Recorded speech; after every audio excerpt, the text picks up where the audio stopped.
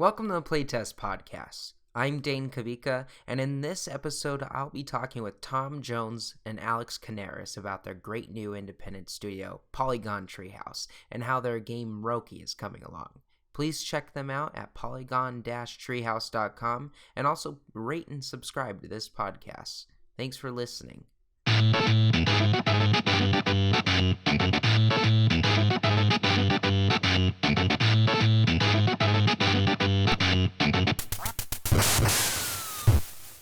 Well, thank you for coming on and doing this. I'm a big fan and, love your guys' work. And I saw Roki and how you guys has pretty much just announced it. So it's extremely new. So it's really exciting, I would imagine, for you guys.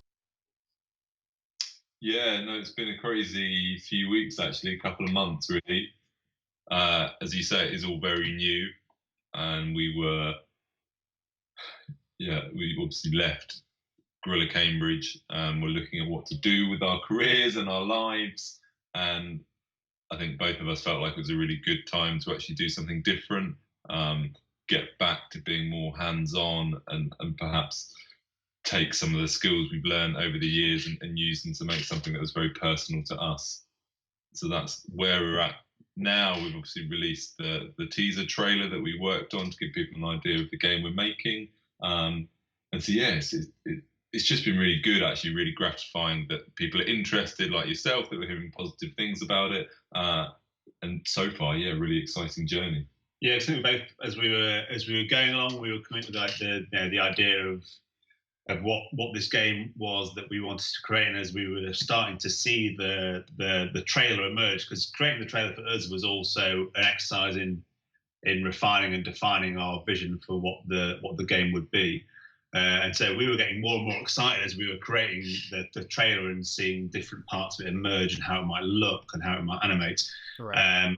And then as we got closer to kind of finishing off, we're like, we wonder if anyone's going to care or anyone's going to be interested. And so then to kind of have such a large amount of coverage from it's been, obviously that's all you'd always hope for, but you don't want to take anything for granted. So it's been really amazing and really satisfying that there's been such a great response to the trailer, the game and the studio so far. Well, that's great. Going independent, you said, has made you more like hands-on to be able to it be more gratifying in the way, and obviously more personal to you guys. How different does it feel from obviously coming from a huge company and going completely indie? You guys are pretty much doing absolutely everything when creating your own company, and I would imagine that's quite a difference. Yeah, definitely. Gorilla Cambridge was 70, 80 strong team. It went up to over 100 when we did Killzone Mercenary. That's a lot of talented people that you work with, because we were both quite senior. I think the roles are very different in terms of helping to define the vision and direct the team and manage people. So it's more about, I guess, getting people to share and feed it off what's in your head to make the finished product and using everyone's strengths to do that. The exciting thing with that is that actually you get a lot more people. You can perhaps be grander in your ideas and push technology and new hardware and things, which is what we did when we were at Gorilla. Mm-hmm. That's really cool. But yeah, obviously then when there's two of you, the scope is slightly different. But actually I think that's one of the things we quite like, is that it forces us to consider what we're doing and make sure we make choices that will help us in the long run and choices that will help us to make a game that is feasible for just the two of us. So like the art style and things like that, very much because we're aware that we want to do something, coming out next year and something we can achieve. Yeah, and also we don't want it to feel in some ways like a small game. We want the world, this kind of ancient wilderness that Two is traveling into through the course of the game. We want this to feel quite a big, expansive world with lots of character, lots of motion. And so when we were looking at kind of pinning down the art style, and looking at ways in which we could present this really, we could create this big epic world with lots of variety and lots of movement. in quite a smart way, but then not, not compromising the visual quality of it. And in some ways, I think the fact that we've got this quite clean style, it's a little bit impressionistic, actually people find that quite attractive, and the response to the art style specifically so far has been pretty mega. People have seemed to fall in love with the world and the characters, which has been quite cool. Right, and that's brings me to my question about just point and click adventures to begin with. Is I think they're just amazing platforms to display an artist's work, because it's so raw in its own aspect. So what made you guys want to go take the point and click adventure route? Well, I think you just said one of the reasons. I think it does complement the art style, and actually us both being artists. I think that was something we were obviously very keen to be able to, I guess, showcase our imagination and creativity. And I think the ability of point and click games to tell a story and an adventure was something that really appealed to us. But certainly, from Alex's point of view, they were a big part of his childhood as well, weren't they? Yeah, I used to play them a lot growing up with me and my brother, and it was one of those things that unfortunately seemed to kind of fall away a bit over time. And then I think more recently, probably the last like 8 or maybe 5, 8, 10 years, maybe, like, it started to re-emerge. I think probably with the big rising of indie titles in general. Really, there's obviously something there that big studios didn't really want to make these games anymore, but they definitely allow like a great platform for stories and for really inviting the player into a world. And I think that's something we've been, really wanting to do. And the fact that as a genre it's so open, you could tell any kind of type of story that you wanted to in that type of game. That's something we found really attractive and really exciting. Well, that's great. What kind of games did you? I saw actually your blog that you talk about, point and click adventures and what you came from and what you played, and Monkey Island was one of them. Monkey Island was that were really that was the first one that really kind of knocked me over the head, and that was amazing. I couldn't quite believe it. Then also we played and it did it in a different way. I think. The Indiana Jones and the Last Crusade, the kind of LucasArts one there, and also the Broken Sword. There was quite a few we got through. And then I think we jumped around a bit. We went back and played like some of the earlier ones, like Zack McCracken, which was really funny. But the Last Crusade one was fascinating because you got a copy of the Grail Diary. Oh, really? And it wasn't like leather bound or anything, but they kind of got a kind of like printed it on the kind of color Grail Diary. There was just something about having the Grail Diary and like thumbing through it to find different clues to different parts of the game was just really like just bridging that gap between the player and the game. It was something as kids we just found massively exciting. It's the days before digital, man. Yeah. Well, all stuff. There was the cool stuff with the Monkey Island. They had I think it was Monkey Island 2. They had like this kind of copy protection wheel. Yeah, that's right. Yeah, turn around like the different ingredients. Even that, like if you can make like copy protection fun, then they're doing something right. So yeah, they were all really great. And I think it was something that I think the Broken Sword ones seemed like they kind of stuck around a little long, but they were maybe a bit more serious in tone. And then recently, I suppose with like Broken Age and now the kind of resurgence of point and click and games that are doing quite interesting things and maybe things that are a little bit different, and even things that some people wouldn't necessarily deem as not actually pointing and clicking on things. Stuff like Oxenfree, which I found really exciting, and Kentucky Route Zero was kind of point and click, was like totally very different. It's quite ambiguous, almost poetic kind of experience that you just experience and absorb. So I think it's really interesting now to see where the genre is going, and it's been awesome to be in a position with Tom to be putting our own spin on what it is. It's really neat. I think it's got one of the things I actually did recently was replay Day of the Tentacle on my iPad.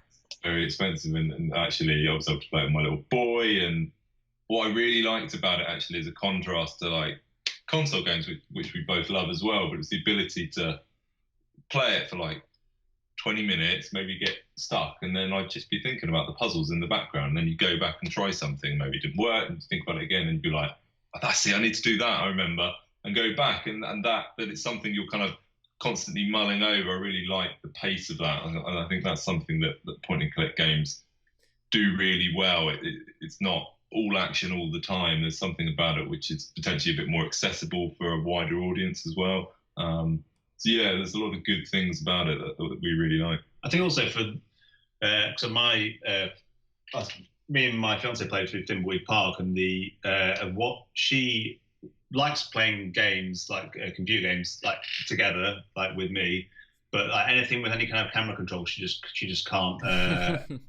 Yeah, she just can't hack it. But she did play point and click games going up, and there's something about like being able to take your time and like really absorb the game and you know and progress at your own pace, which is quite cool.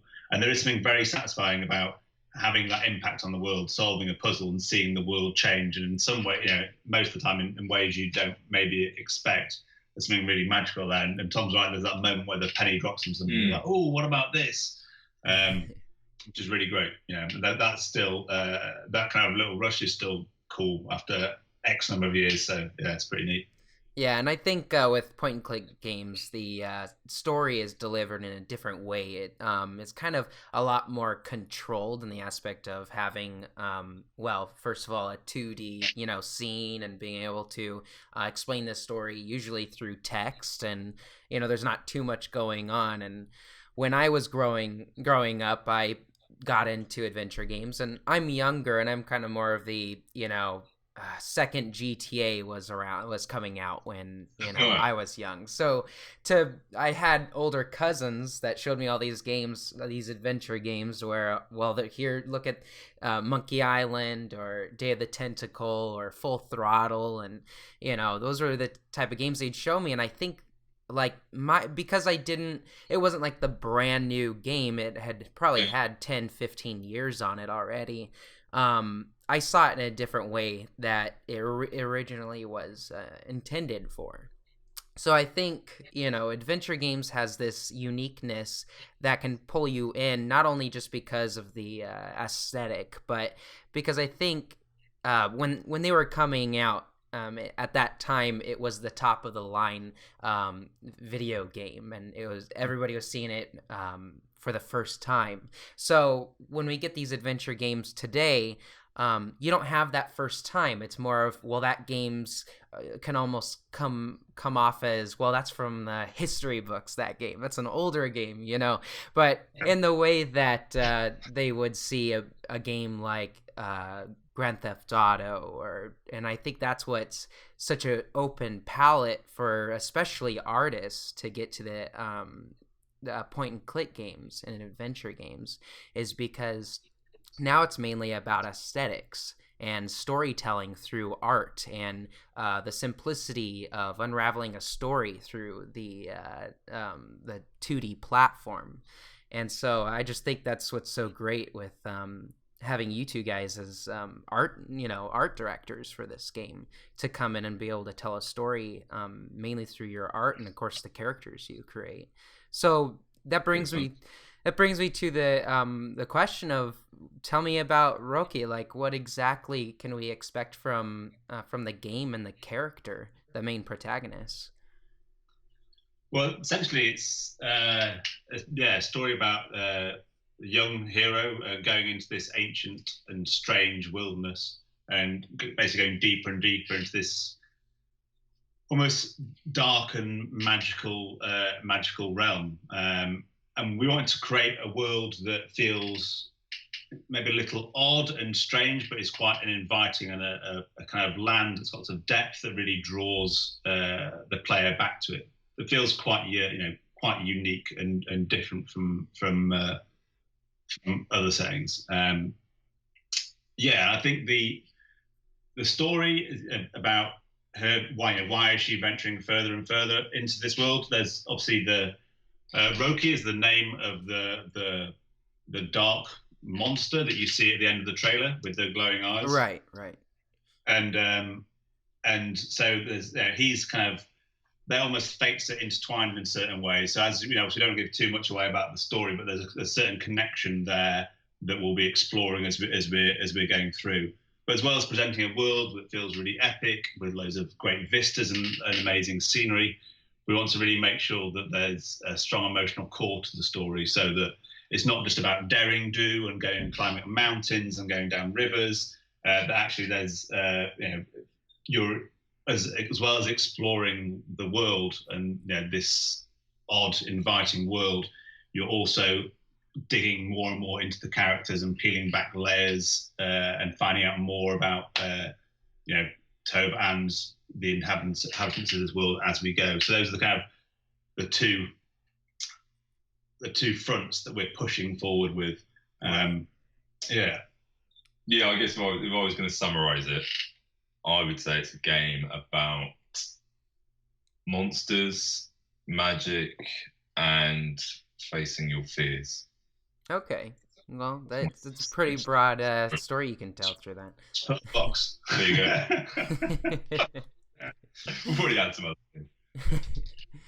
Well, that's really cool. Could you tell me more about the protagonist, like her story and how she kind of got sucked into this kind of quest?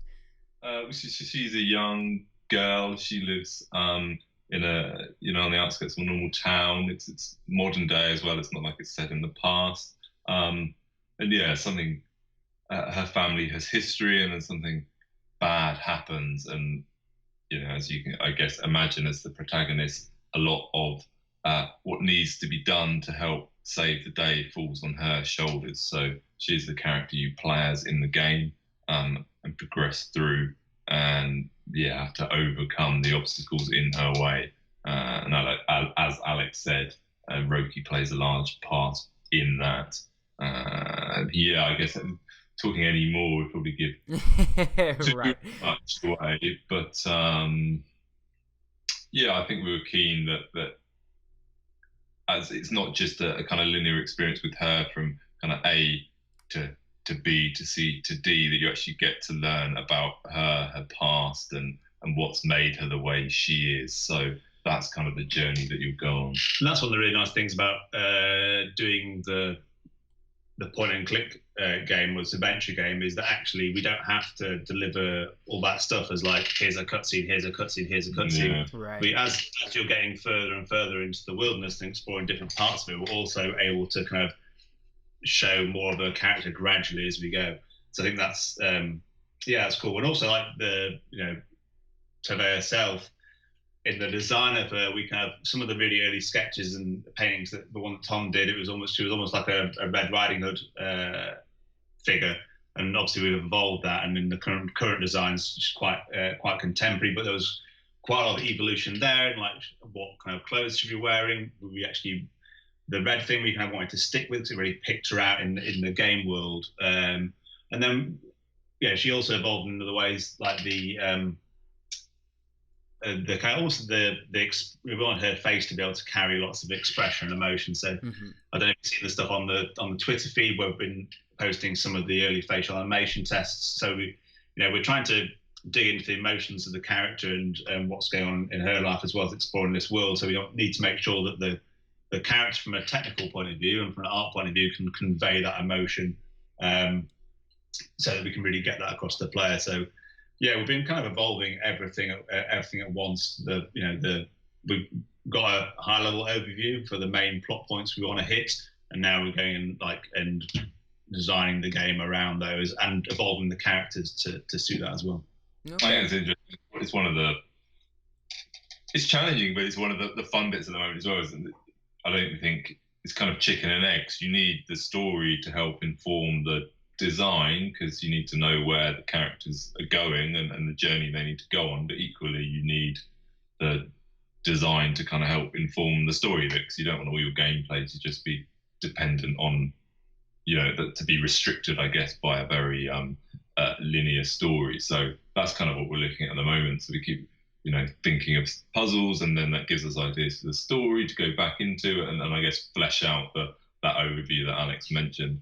So it's really exciting. I think we're not far off having that all done, which is really cool, because then we can properly crack into actually, making the whole game.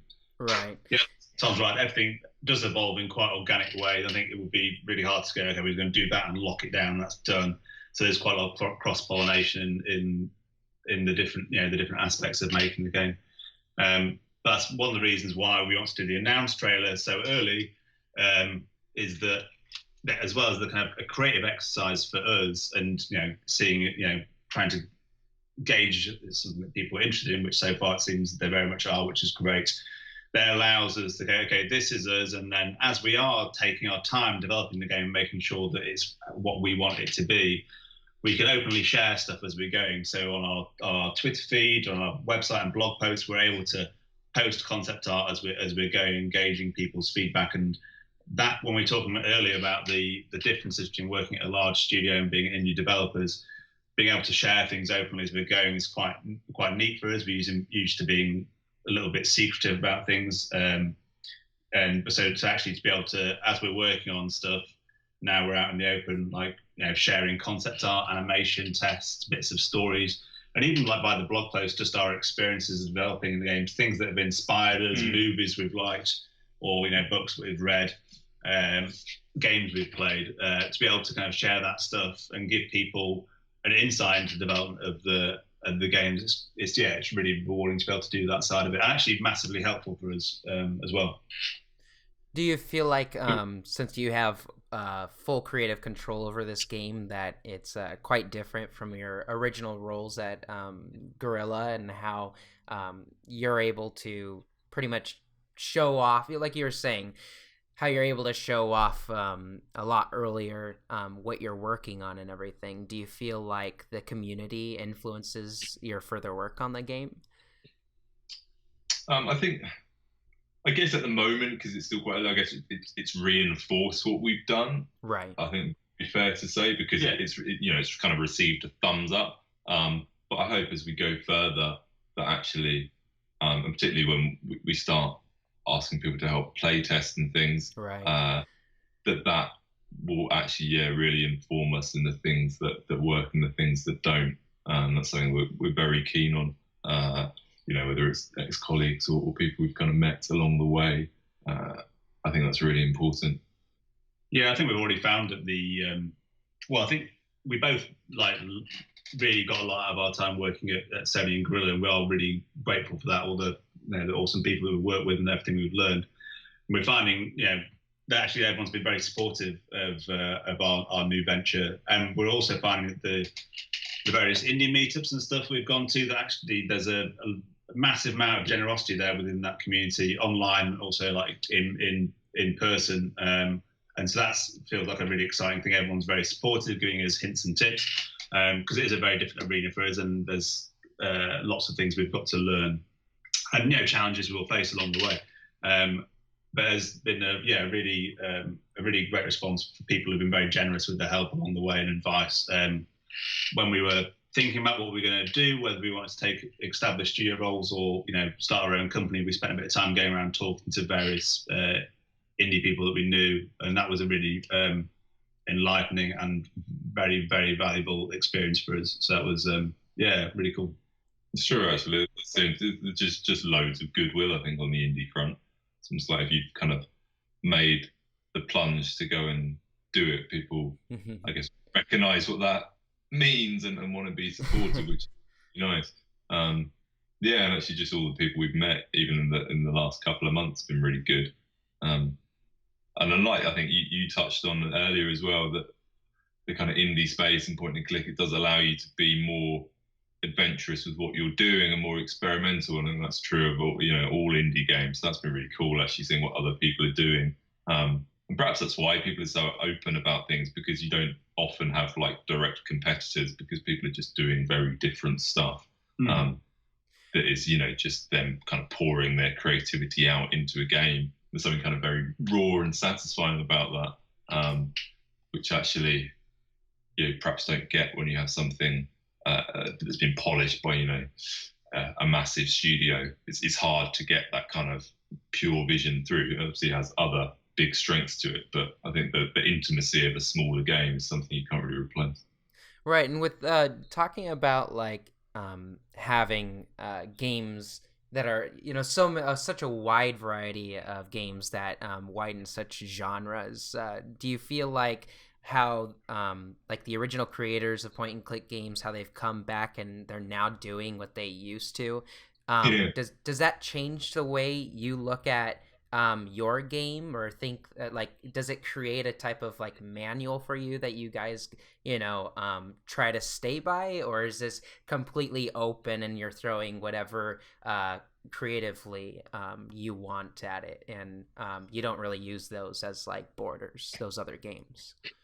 I guess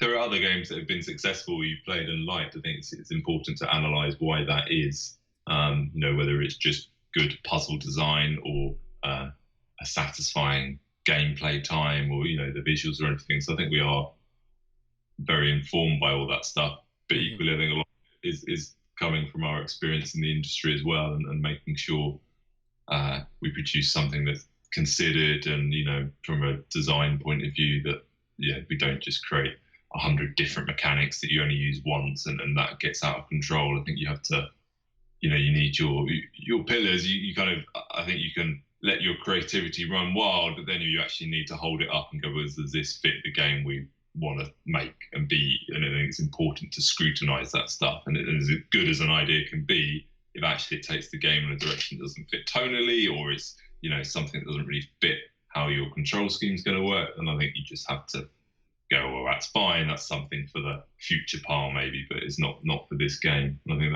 that's something I think working at Sony and Guerrilla has helped us with, just being able to make those calls and recognize that it's something that's probably just going to create a lot of work maybe for not much return. Right. So how do you guys kind of limit yourself in your roles? Like, for instance, you're both pretty much art directors. So you're touching upon also coding and, well, I guess not so much music.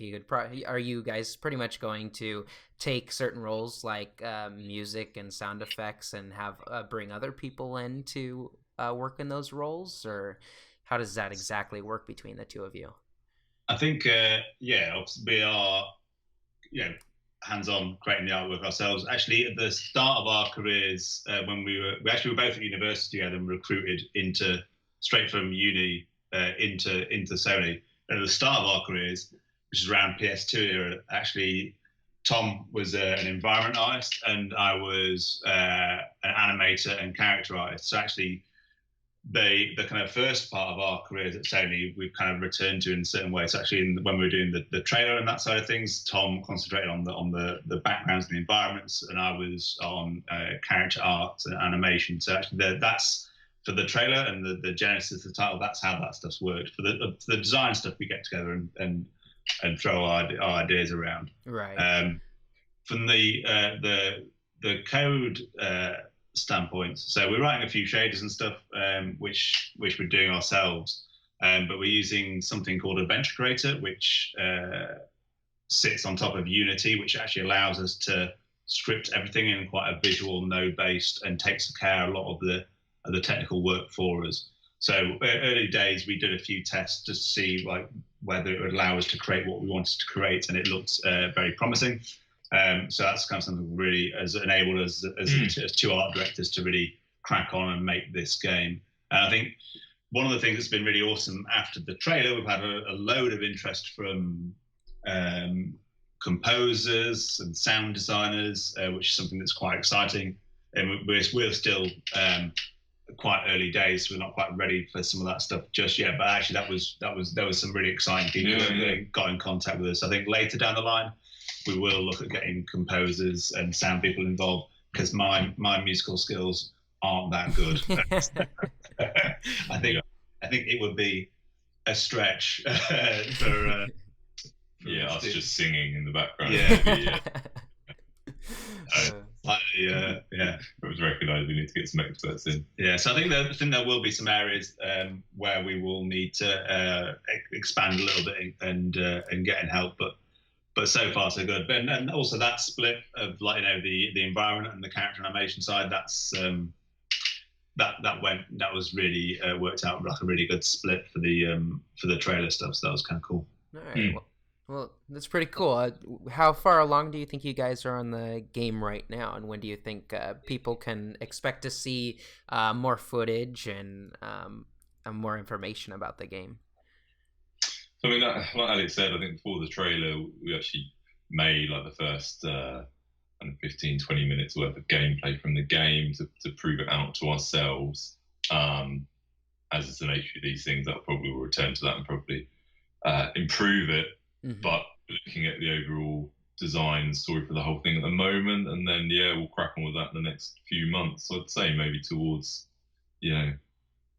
August, September time, I'd hope we'd have something again that we can maybe start showing from the actual game itself that people haven't seen before, and then we're looking to release next year. So that's kind of guiding decisions at the moment. So just kind of let the the development process take its time, and then everything will land in the long run, and you guys aren't rushing yourselves or anything like that. But no, I think we want to make sure that we commit creatively to certain things. That was like part of the thing of the announced trailer, for us to be able to go, actually we'll use this as an exercise to committing to an art style, committing to this. I'm sure that stuff will evolve and stuff will evolve as we go, but actually it's quite nice. There's so many, when making games, there's so many possibilities, and we're both quite, I'd hope to think, quite creative and imaginative people, that sometimes there's so many ideas going around that actually to be able to put pins in certain things and go, right, this is this, this is this, this is this. It's too late, we tweeted it, we can't change it. So actually it allows us to progress in different ways. So with the exercise of defining the kind of the tone and some of the kind of the story and visual elements with the trailer, now we're shifting our focus to look at the design and some of the plot, on how the plot is conveyed through the design and the puzzles. So actually now we've kind of shifted focus. Now we've kind of ticked a few things off our list. Now we're shifting our focus on this stuff, and we'll push it on when it feels good. Good.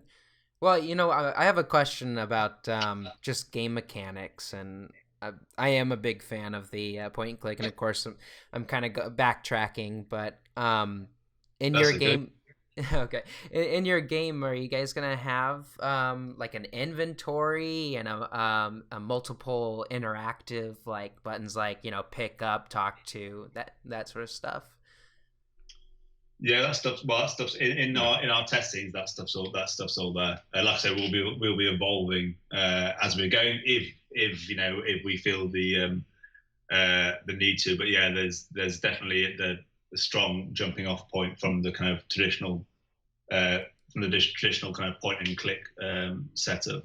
In fact, one thing I was going to say earlier. Do you want to talk about this? No, I'm excited. You got excited then. Go on. I was going to say earlier when we were talking about. The kind of are we using point and click games as a template, and seeing like some of the the creators from the originals coming back and doing stuff now. It was really exciting for me to see Thimbleweed Park and to play it. I absolutely loved it, and see how that had been refined to play now. It was really interesting with all the lists when you're checking things off, and actually just some of the ways that really visually they made it very clear. It felt like a very clear. There wasn't any frustration there. It felt like a really well crafted game for people to play now. And that's the thing. Like games when I was growing up, you didn't have that many games because you were a kid and you didn't have very much money. And so if you were frustrated by a game, you just stick with it. Whereas now, obviously, the tolerance, so many games, and there's so many games, so much choice that if people get frustrated, then they may just put a game down and never return to it. So I think Thimbleweed Park was really awesome to look at as something that felt really balanced, difficulty-wise, and felt really friendly to play. And also, as when we were looking at stuff, I've spent a lot of time listening to their podcast, which was awesome. Had some real good nuggets of information of how they approach things, which was very generous of them, and certainly that was a great insight to us. So that was I remember that from earlier and wanted to mention it. Yeah. Yeah, I feel like Ron Gilbert really goes against the whole help system, and I feel like a lot of point and click games have been able to kind of get around that in different ways. Like I feel like Mechanarium did it so well with they had like a mini game that you had to actually play in order to unlock the hint of trying to solve the puzzle. And I just felt like that was so brilliant because there's some games you just press H and you can keep pressing it. And I felt until it actually tells you the puzzle and explains to you. And then you're staring at the H button every time you're getting into trouble. But, so I think that's what's so. No fun as well, is it? That's no fun. It's like really is that. It's kind of those things where I think it just needs to be balanced properly and the difficulty gauged because I would designed to be because if you're just like help or hint, it's kind of just you're kind of like wrecking the game for yourself. Well, I think one of the really important things to know is that the puzzles they almost need to be kind of obvious when you realize, like, so that there's a satisfaction in completing them. I think the worst thing is when you find out the answer and it's just like, oh, well, I've never thought of that. Just, yeah, it's be like, oh, of course it's that, or that, or perhaps this, I do this, and this, and that makes sense. Like the stuff in Day of the Tentacle was really good for that. Some were more obscure than others, but they all made sense. You could trace the line of thought. There was nothing just completely random in there for the sake of making it hard. Right. The difficulty is just actually chaining those things together as well. So the thing you need to get at the end, actually you need to do a series of little puzzles to get through to that. But it means that end thing is the culmination of all this effort, and it makes that really satisfying as well. Yeah, and I felt. Oh, sorry. Yeah, and I felt that way with like Thimbleweed Park. While I still loved the game, I feel like there were certain parts of the game that either they were like very easy puzzles and they were just right in front of your face and it didn't really take much thinking at all, or there was certain puzzles that it's like I would have never have thought of that, and I don't know how. Like I had to actually look up some of the puzzles because I was just so like and this is coming from someone that's played a lot of the adventure games. So I feel like even though Ron Gilbert, in which I do praise him, I feel like that a lot of balancing has to go on with figuring out certain puzzles, and especially how you explain them, because they could be right in front of you. Like in Monkey Island 2, you needed a type of wrench to like turn off water or something like that, and and you had a monkey in your inventory, and that was the monkey wrench, and it's like, well, duh, it's stupid as hell, but it's like I feel like that's like it's just that's what's great about point and click games. So I feel like there's a lot of balances that you could take, or rather than doing like a hint system, or if you do a hint system, have like a small mini game, because I feel once you figure out those puzzles, or if you end up looking it up, it takes away the whole entire the idea of like, well, God, I finally accomplished that. So I think that's what's so great about again, point and click games, because you can go so many different routes at that point. No, definitely. I think one of the things I like that actually is when they're kind of reactive to the things you're trying, because a lot of it is about experimentation as well. But if you can recognize what the player is trying to do, and then give a little bit of help at that point, or go, oh, that would work if I had something else, or it doesn't need to be as explicit as like, here is the puzzle and here's the answer. It can just be actually acknowledging that you're on the right path, but you don't quite have all the pieces you need. So it encourages you to go further with that. I think that's quite a good way of actually helping the player to feel like they're accomplishing something. They just need to figure out that last bit. Yeah. Right, and I think the protagonist helps out in such an enormous way with just text and dialogue, and exactly. How they talk about those type of puzzles. So I'm really excited for your guys' game to see how you tackle this. And I know you guys are extremely early, and I loved what I saw of the reveal trailer, and it just makes me have so many questions, and I'd like to know the whole entire story, but I'm not gonna punch that out of you. But if I always ask this, and because I know a lot of people out there that want to get into the game industry or just make video games for a living, have such a hard time trying to figure out, how to get into it or where to start. And I just wanted to ask you guys, um, today, where do you think is the great place to start to get into the game industry? I think for me, the first thing you've got to do is to work out what role you want to take.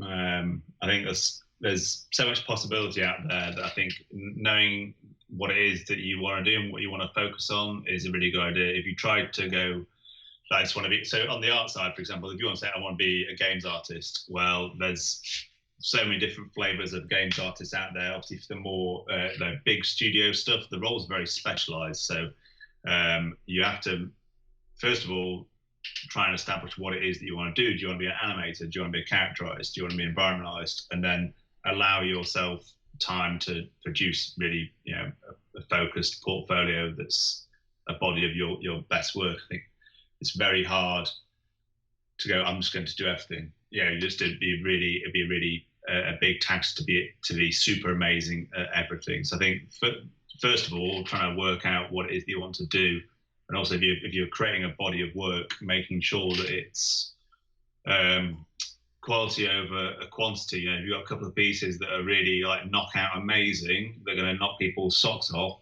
then that's great. Versus 10 times as many, which are kind of like pretty good. So it's I think getting that balance right when and from the art side certainly is really important. But yeah, definitely working out what exactly it is you want to do and focus on start off is essential, really. Yeah, I'd agree with that one. I think it's difficult in some ways because the benchmark now in games is in big blockbuster games is so high. Like you look at the quality of art in Horizon that's just come out from Guerrilla, and we know from first-hand experience how long assets and characters and vehicles and stuff take to make in a game like that. I guess the strength is that there's something there you can compare yourself to if that's what you want to do. But we were chatting yesterday, actually, and I think one of the things I mentioned that I think helps offset some of that difficulty is how available software is now, how available game engines are, how actually just open developers are with how they do things and the techniques they use. And there'll be artists who'll put their work on ArtStation and you can chat to them, and like that kind of thing just didn't really exist when we were at uni. Like there was not that level of interface that you could have. So I think, like Alex says, if you've got an idea of a game you like or would like to work on, or an art style you'd like to do, or a designer that you admire because of the game they've worked on, you could kind of reach out to those people, or look at actually trying to create something in the style of that game as well, by using the software and the engines that are out there. Because actually, like us, we're able to make our own game because we can use Unity and we can get Photoshop and Maya for reasonable monthly fees and stuff. So there's no reason why kids still at school can't do that, and just be doing things in their own time. And I think actually that's probably a really good way to start figuring out what you want to do. Is go, actually, I'm just going to make a little game, and you'll instantly go, actually, I don't really like animation, or I don't really like characters, but I do love the puzzles and I love the design. And then you can have something that you can take and show to someone, even if it's all cubes, you can show that you're good at designing puzzles. I think that's a really good starting point. I think from the indie side of things as well, like if that's something that people wanted to get into, there tends to be lots of like meetups around, and like I said, everyone's been very generous with their time with us, or like game jams, all that kind of stuff. None of that stuff was there. I'm starting to sound like a really old man, but Alex is 65 years old. But I would have loved like the idea of like going to a games jam and taking part with other people I may not have met before, and just creating something and like figuring out, making friends that way, and people you might want to work with in the future. That stuff is just really, really exciting. So I think there's all those basically put yourself out there. Don't work in isolation. Yeah, don't work in isolation. Don't just beaver away on your own. Get out there and meet other people. You will learn a massive amount from other people. We learned a lot from going to university, and there was like a group of 50 people in our year. Everyone would bounce ideas around, learn techniques off each other. Then when we started work at Sony, I know, because obviously you've then got in a pool with a lot more experienced people, your kind of development as an artist just suddenly shoots to the roof. So being able to like go and mix with the people, find out their techniques, their knowledge, obviously you can share your techniques and knowledge with them as well. I think that is really powerful. And also always use reference. Stay safe. That's just another good one to like throw in there. Obviously, if you're kind of like, it's really good to have like reference materials around for stuff. If you're just trying to imagine something and create something, sometimes, you can't quite pull it off. Using reference stuff for in a whole load of ways is really cool and definitely gives everything a good strong foundation. So that's another good one. No, you're right, isn't it? It's something we got taught at uni. It's like if you want to animate something, or you're animating a character, do what that character is supposed to be doing. Feel it for yourself. Or if you want to be a character artist, go to life drawing classes, study anatomy. You study it really properly. Do some of the really fundamental basics. If you want to do environment art, start taking photos of everything you see. Go to places and look at them and really get a sense of what they are in real life. And give yourself that grounding to the area you're interested in, because that depth actually will help make you better. And also, man, we've got loads of stuff. Yeah. Just do it now. But it's probably like lastly, there's no shortcuts. You've got to put the work in as well. I'm sure there are some like super talented people who like things just fall on a plate for everything just aligns. But I know from my experience that it's got to enjoy it and get stuck in and put the hard work in as well. And and you'll soon start to see results. All right. Well, great. Thank you for that answer. I mean, I think so many people out there, trying to figure that out for themselves. And, I've seen to where a lot of people say, oh, just try for the studio and, get obviously the education down. Do you think your goal to work at a studio is better than just thinking, all right, create your own game and do it all independently? Or what do you think is probably the best route, or does it depend on the person? I'd say it depends on the person. I think if you're playing games, or you're playing like GTA, you're playing Uncharted, and you're like, I want to make Nathan Drake. If that's your job, actually, you're very lucky because you know what you want to do. So you might as well compare yourself to that and go down that path. You just like games, or you think you have an idea for a game you want to make. I think that's the power of being able to crack on and do something yourself in terms of like an indie game. Obviously, I think putting all your eggs in one basket and just applying for one studio is risky to a degree, but I think the focus that comes from it, even if it doesn't end up getting you a job there, actually comparing yourself to that quality and pushing yourself is just going to make you better regardless, and those skills will be transferable to somewhere else. Right. I think that not the worst show rules, but we've had people when they just don't necessarily know what they want to do. So you try and do, here's an okay environment, here's an okay character, and then it's like, well, nothing is the quality you need it to be, even if they're the best person in the world and the most likable person. It's hard. You need to prove you can kind of reach that standard in a certain area. I think. Yeah. I think there's with learning stuff, there's so many resources available online as well as obviously like going to universities and stuff. So there's and so much stuff out there. I think it can be easy to get swamped with all the different possibilities of what it is you want to create. So we said it earlier, but kind of knowing what it is you want to focus on is really good. And there's a certain studio you do want to work at, being able to like look at their work and going like, put your work next to their work and go, is it good enough? And giving yourself being quite tough on yourself and giving yourself a real benchmark to push for, and getting feedback on your work as well, like going to meetups or getting feedback. Try and find the people who will give you honest, critical feedback on your work. And I guess trying to understand what people do in that studio. had people apply before who they've made some nice assets and stuff. Mm-hmm. But people don't necessarily do that within the big studios. There are a lot of companies now that are in other parts of the world that will create assets for games like Horizon or games like Uncharted, and the core people within the studio, and that's the cool job as well. But the core people within the studios are actually more involved in putting that stuff together and coming up with the design or the creative vision. So it's about something more than just the ability to making a kick-ass sword or a really good crate. I think it's actually acknowledging that perhaps you need to show more than that. So whether it's a scene with those things in and actually you put it together and you've done some like really nice lighting and stuff, you don't have to have a character or an animation or anything. Just fly the camera through. But you can make something that sells a story or puts yourself out there a bit more and shows why you perhaps are someone to be looked at. All right. Well, thank you for answering that. Yeah, there's a lot of information there for people to use because I feel like a lot of it's not out there and people have to look for it. So, it's great to get, personal insights of especially their experiences. So thank you. No worries. But, all right. Well, thank you guys. Where can we, where can we find your guys' information and what can we expect to see, coming soon? Well, there's so our Twitter handle is @PolyTreehouse, and we regularly post art updates on there, movies, blog posts and stuff.